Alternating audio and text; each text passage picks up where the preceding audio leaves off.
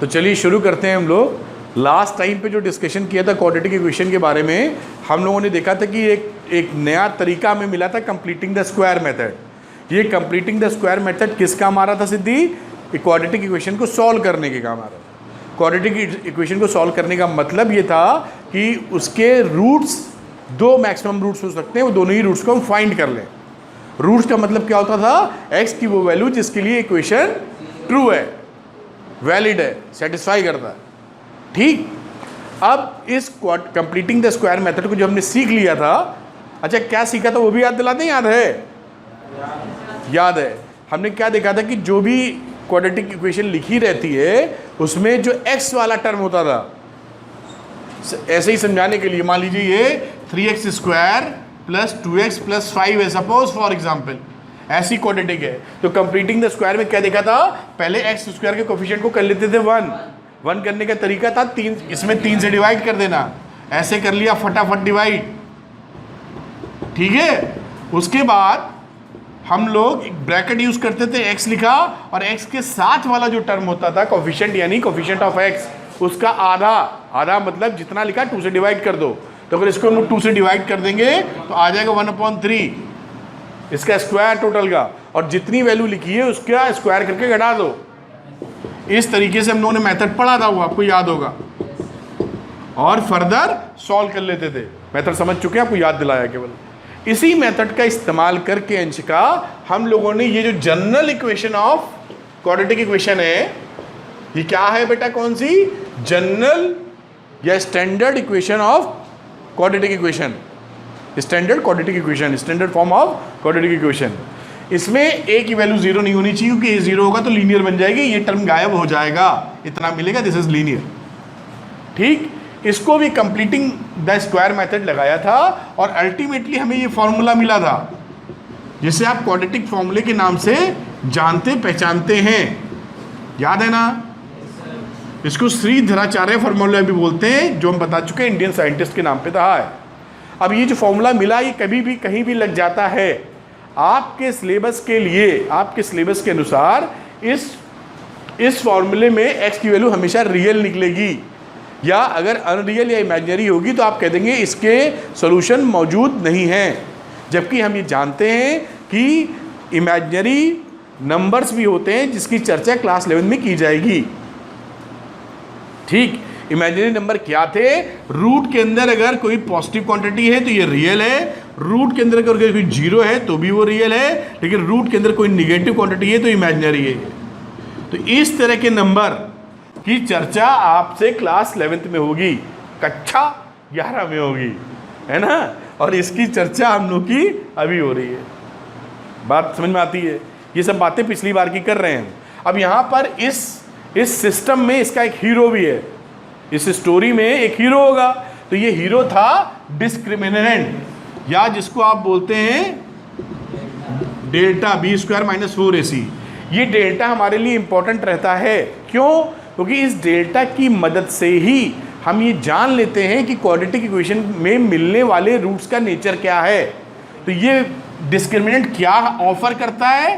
Benefit हमको, nature of roots, ये हमको ऑफर करता है कि जान लो पहले ही। क्यों इसमें पूरा घुस रहे हो?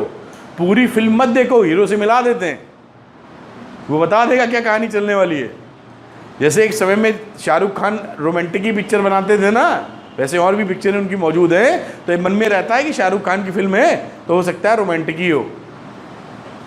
पता नहीं क्या बोला, समझा क्या तुमने? समझा है ना? तो वही ये कहेगा नेचर ऑफ रूट्स। तो क्या नेचर ऑफ रूट्स? अगर हमको रियल डिस्टिंक्ट रूट्स चाहिए, रियल एंड डिस्टिंक्ट, या रियल ना भी लिखें, अगर हम लिखते हैं डिस्टिंक्ट रूट चाहिए, कुछ गलत लिखे क्या? सही है, डिस्टिंक्ट स्पेलिंग सही लिखी है। तो रियल और डिस्टिंक्ट चाहिए तो उस समय डेल्टा हमारा ग्रेटर देन 0 होना चाहिए, या b²। डेल्टा का मतलब क्या है? b² - 4ac is greater than 0। और 2 इक्वल रूट्स अगर चाहिए, 2 इक्वल क्या रूट्स, तो उस समय b² - 4ac कैसा होना चाहिए? Equal to 0। और अगर नो रूट्स हैं, नो रियल सोल्यूशंस, इमेजिनरी, तो उस समय बी स्क्वायर माइनस 4ac कैसा होगा? Less than 0। और आपसे बोलें कि हमें रियल रूट्स चाहिए, केवल रियल रूट्स, तो उसके लिए आप बोलेंगे B square minus 4ac greater equal to 0। ये किसके लिए? रियल रूट के लिए। कुछ भी हो लेकिन रियल हो। तो ये 4 भाषा समझ गए आप? 1 2 3 4। ये कहानी थी, स्टोरी जो उसकी सुना चुके हैं, दोबारा आपके सामने रीइंफोर्स की है। अब इसके लिए सवाल लगाएंगे। क्या ही समझ गए पूरी बात? बस इतना ही खेल है, इसको नोट कर लें। 2 मिनट के अंदर सवाल लेते हैं और करके दिखाते हैं आपको। एक्सरसाइज 4.3 का पहला सवाल देखते हैं और कोई क्वेश्चन इसमें पकड़ते हैं हम लोग। इसमें लिखा है find the roots of the following quadratic equations if they exist, अगर ये मौजूद हैं तो, by the method of completing the square. ठीक है, हम पहला ही सवाल करके दिखाते हैं आपको। पहले का पहला लिखा है 2x square minus 7x plus 3। ठीक है, अब इसमें हमने देखा x स्क्वायर का कोफिशिएंट 2 है, तो इसको पहले 1 करना होगा, तो हमने 2 से डिवाइड कर दिया है। तो x square minus 7/2x plus 3/2 is equal to 0। अब कैसे करना है? x लिखा 7/2 का हाफ, तो 7/4 स्क्वायर फॉर्मेट के अंदर इसका स्क्वायर घटा देना है, तो 7/4 का स्क्वायर घटा दो plus 3/2 is equal to 0। x minus 7/4 का स्क्वायर और इन दोनों को इधर ले आए तो क्या हो गया? 49/16 और ये माइनस का 3/2। इसका एलसीएम ले लो तो 16 आ गया, 49 8 3 24, तो ये वैल्यू कितनी आ गई? 25/16 दिख रहा है क्या? अब इसका स्क्वायर ले लिया 25/16 से, तो x minus 7/4 is equal to plus minus 5/4, ये दिख रहा है ना? अब taking positive sign, taking positive,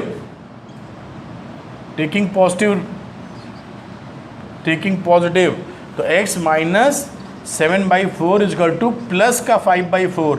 positive का मतलब इसका प्लस लेना, तो x हो गया 7/4 प्लस 5/4, 12/4 3। ये पहला आंसर। दूसरे पे आ जाओ बेटा। x minus 7/4 is equal to minus 5/4, तो x is equal to 7/4 minus 5/4 which is equal to 2/4 which is equal to 1/2। This is the second answer. तो ये रूट्स हैं, दोनों रियल रूट्स हैं, कोई समस्या नहीं है। Answer is 3.5। ये हमारे आंसर है। समझ में आया होगा? जल्दी नोट करो, अगला करें। 4.3 का पहले का तीसरा सवाल, 4x square plus 4 under root 3x plus 3 is equal to 0, completing the square method. अगर इसके रूट्स निकलते हैं तो निकाल लो। चलो शुरू कर देते हैं। इसके कोफिशिएंट को 1 बनाना है, 4 से डिवाइड कर दो, तो x पूरी इक्वेशन को 4 से डिवाइड किया तो x स्क्वायर 4 खत्म हो गया, रूट 3x और प्लस 3/4। ठीक है, सब में ऐसे ही करना है। x स्क्वायर के कोफिशिएंट को पहले 1 बना लेना है ना अंशिका। अब उसके बाद अंशिका क्या करें हम लोग बेटा? बोलो जल्दी से। है इसका आधा ना, इसका आधा आ गया अंदर और इसी का स्क्वायर बाहर घटा देना है। ये अभी बन गया x प्लस रूट 3/2 का स्क्वायर, इसको उधर ले जाओ तो ये आ गया, स्क्वायर कर दोगे तो 3/4 माइनस 3/4। अरे ये तो बढ़िया, 0 आ गया। ये अगर ये 0 आ गया तो x plus root 3/2 square is equal to 0। 0 का अंडर रूट लेंगे तो 0 मिलेगा, खेल खत्म उसका।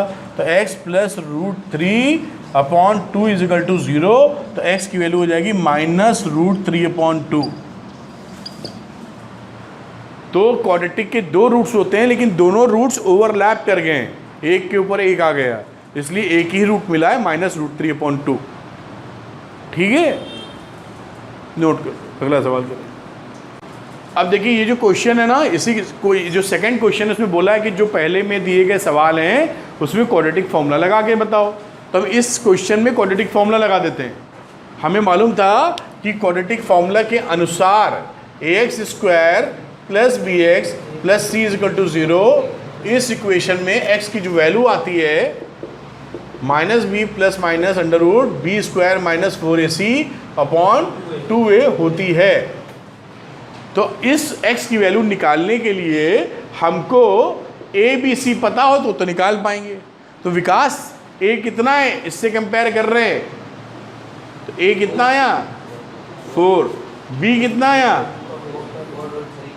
4√3 और c कितना आया 3। a b c मालूम चल चुका है। अब यहाँ पे वैल्यू डाल दो, x बराबर -b √b², इसका स्क्वायर करोगे तो कितना आएगा 16 × 48, दिख रहा है ना इसका स्क्वायर, है ना। फिर -4a, a है ये 4, तो ये 4 और ये c, तो 4 × 16 = 48, 48 -0, 2 और a कितना है 4, तो -4√3 ± √0/8, -4√3/8, 4 से काटा 8 -√3/2 इज द आंसर। इस तरह से क्वाड्रेटिक फॉर्मूला लगा सकते हैं आप, नोट कर लो। थर्ड वाला लिखा find the roots of the following equations. तो थर्ड का पहला पार्ट काफ़ी सरल लगता है इसलिए नहीं कर रहा हूँ, सेकंड पार्ट थोड़ा डिफिकल्ट लग रहा है इसलिए कर रहा हूँ, है ना। तो थर्ड का सेकंड पार्ट लिया हम लोगों ने 1/x + 4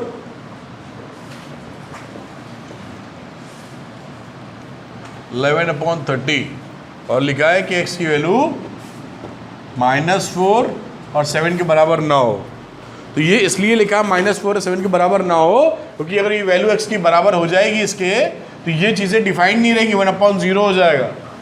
अगर x -4 हो सकता है तो -4 + 4 मिलके 0 हो जाएगा, और 1/0 इन्फिनिटी होता है तो ये डिफाइन नहीं रह जाएगा, इसलिए इस चीज़ से बचने के लिए कर दिया गया।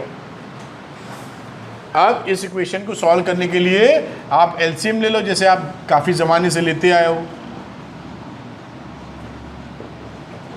यहाँ ऊपर वैल्यू चलेगी x - 7 और यहाँ चलेगी x + 4 बराबर 11/30। अब यहाँ सॉल्व करने के तो x - 7 - x - 4 upon x + 4 into x - 7 बराबर 11/30।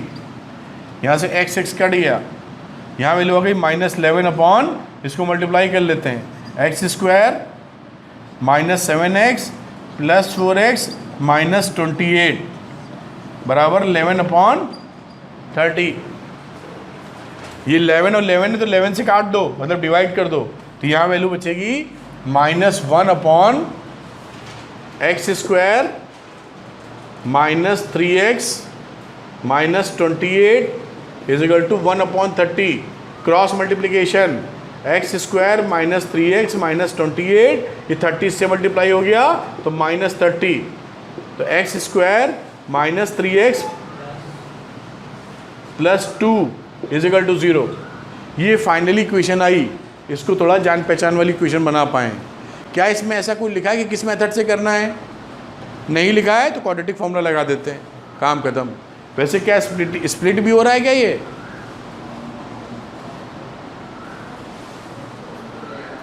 हो जाएगा, तो x² - x - 2x + 2 = 0। x लिया कॉमन, x - 1, 2 कॉमन, x - 1, तो x - 1 और x - 2 = 0, तो x की वैल्यू 1 आ गई और 2 आ गई। क्वाड्रेटिक फॉर्मूला लगाओगे तब भी यही आएगा। ठीक, सॉल्व हो गई, नोट करो। इसके बाद ये जो बेटा इस एक्सरसाइज के बाकी सवाल हैं वो मैं करके दिखाता हूँ, और उसमें से सारे इंपॉर्टेंट है बेटा। ये आपके बोर्ड एग्ज़ाम में भी पूछे जाते हैं और आने वाले समय में कोई कॉम्पिटिटिव एग्ज़ाम दोगे इन जनरल जनरल एग्ज़ाम्स, वहाँ भी आपसे पूछे जाते हैं, तो थोड़ा सा आपको कर लेना ही बेहतर होगा। तो क्वेश्चन नंबर 4 देखते हैं हम लोग। 4 में बोलता है the sum of the reciprocals of Rahman's age in years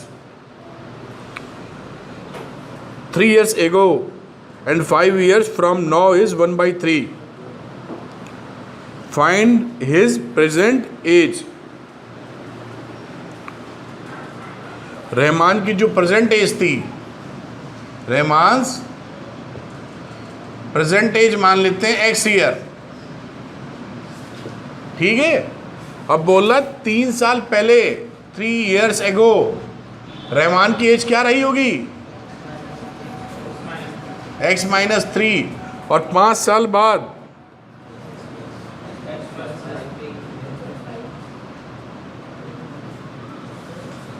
five years from now इसकी रही होगी, रहमान की है एज x + 5, और दोनों केस में क्या है, the sum of the reciprocal of Rahman's edges,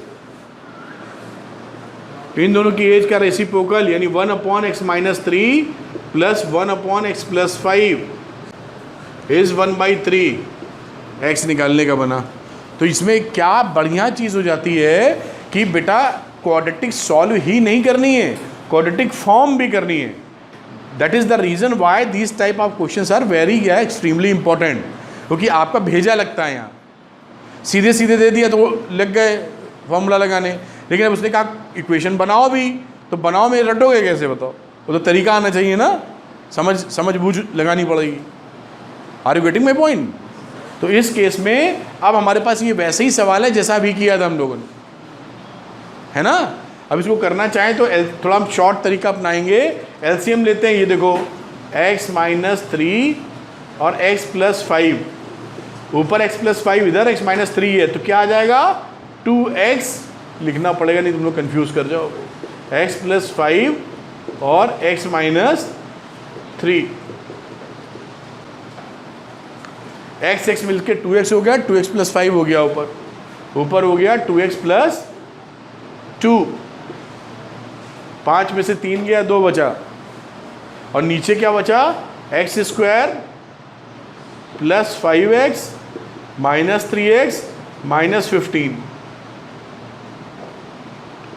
बराबर 1/3, क्रॉस मल्टीप्लाई कर दो, 6x + 6 बराबर x² + 5x - 3x - 15, वैल्यू बनी x² प्लस 5 में से गया 2x, और इधर क्या गया माइनस वाला, तो -4x हुआ, और -15 और -21, जो क्या सही लिखा हमने, ठीक। अब यहाँ पर क्वाड्रेटिक फॉर्मूला लगा देते हैं, प्रैक्टिस भी हो जाएगी। तो a कितना है यहाँ पर 1, b कितना है -4, c कितना है -21, तो x = -b, तो पहले तो लिखो माइनस, और -b हो गया -4, प्लस माइनस √ b का स्क्वायर -4, a कितना है 1 और c कितना है -21 अपॉन 2a, तो ये हो गया +4 ± 16, ये वैल्यू हो गई +84 अपॉन 2, ये हो गया 84 और 16 मिलके 100, 100 का √10, तो 4 ± 10 अपॉन 2।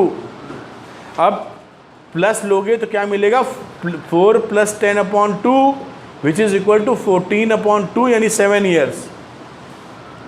और अगर माइनस लोगे तो ये लिमिट, ये देखो एज माइनस आ रही है, -6 अपॉन 2 -3, तो एज तो निगेटिव हो नहीं सकती, छोड़ देंगे, तो आंसर हमारा 7 साल, 7 years present year. Question number 6 नहीं 5वां ही बचा है अभी तो, चलो देख लेते हैं, कोई बात। In a class test the sum of Shifali's marks in mathematics and English is 30। तो शिफाली कोई बच्ची है, उसके मैथ्स और इंग्लिश में उसका सम 30 नंबर का है। हालात गंभीर है इस बच्ची के, दोनों में जोड़ के 30 नंबर आए। Had she got 2 marks more in mathematics and 3 marks less in English, the product of their marks would have been 210।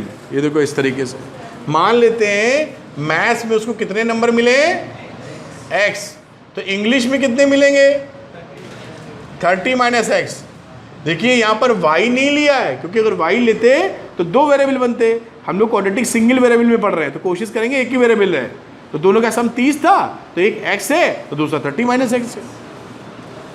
आगे बोला जाता है कि अगर उसको मैथ्स में 2 नंबर ज़्यादा मिले होते, यानी x+2 होता, और इंग्लिश में 3 नंबर कम, तो इंग्लिश में इतने थे, इसमें 3 नंबर कम, तो उन दोनों का जो प्रोडक्ट है वो होता 210। बताइए दोनों सब्जेक्ट में कितने कितने नंबर पाइए। ये बन गई इक्वेशन। तो ये बना x+2 और 30 में 3 गया 27 माइनस एक्स बराबर 210। मल्टीप्लाई कर दो, 27x minus x square plus 54 minus 2x बराबर 210। तो ये बना माइनस एक्स स्क्वायर, 27 में से 2 गया, आ गया 25x, और 54 में 210 घटा दो, इधर को ले लिया, तो minus x square plus 25x, और 54 सब्सट्रैक्ट करेंगे तो कितना आएगा 156। अब जब भी ऐसा केस मिले कोशिश किया करो एक्स स्क्वायर पॉजिटिव कर लो, आसानी रहती है, दिमाग कम लड़ाना पड़ता है, लॉजिक ज़्यादा कुछ नहीं है, इससे सुविधा हो जाएगी। तो सुविधा के लिए हमने -1 से मल्टीप्लाई कर लिया, इसको प्लस कर लेते, तो ये बन गया x square minus 25x plus 156 बराबर 0। ठीक है, अब क्वाड्रेटिक लगा देंगे, x बराबर माइनस बी क्या है -25, पकड़ पा रहे हैं, बी स्क्वायर माइनस बी का होल स्क्वायर माइनस 4, a है 1 और c है 156 अपॉन 2 इंटू 1a। आगे चलते हैं, तो x की वैल्यू आ गई बेटा 25 प्लस माइनस अंडर रूट 25 का स्क्वायर होता है 625, और 156 इंटू 4 कितना होता है बेटा 624। बड़ी सुंदर फिगर आ गई है। 625 में 624 जाएगा तो एक बचेगा, एक का रूट एक ही होता है, तो 25 प्लस माइनस 1/2, पॉजिटिव साइन लेते हो तो x मिल जाएगा 25 प्लस 1/2 यानी 13, और अगर निगेटिव लेते हो तो x की वैल्यू हो जाएगी 25 माइनस 1/2 यानी 12। तो अगर x हमारा मैथ्स में था, अगर इस बच्ची के शिफाली के मैथ्स में अगर नंबर x हैं यानी 13 हैं, तो इंग्लिश में कितने, 30 में 13 घटाओ 17, तभी तुम दोनों का सम 30 आएगा। और अगर ये मैथमेटिक्स में पाती हैं कितना बेटा 12 नंबर, तो इंग्लिश में कितने मिलेंगे 18। ये 2 आंसर आते हुए दिखते हैं बेटा।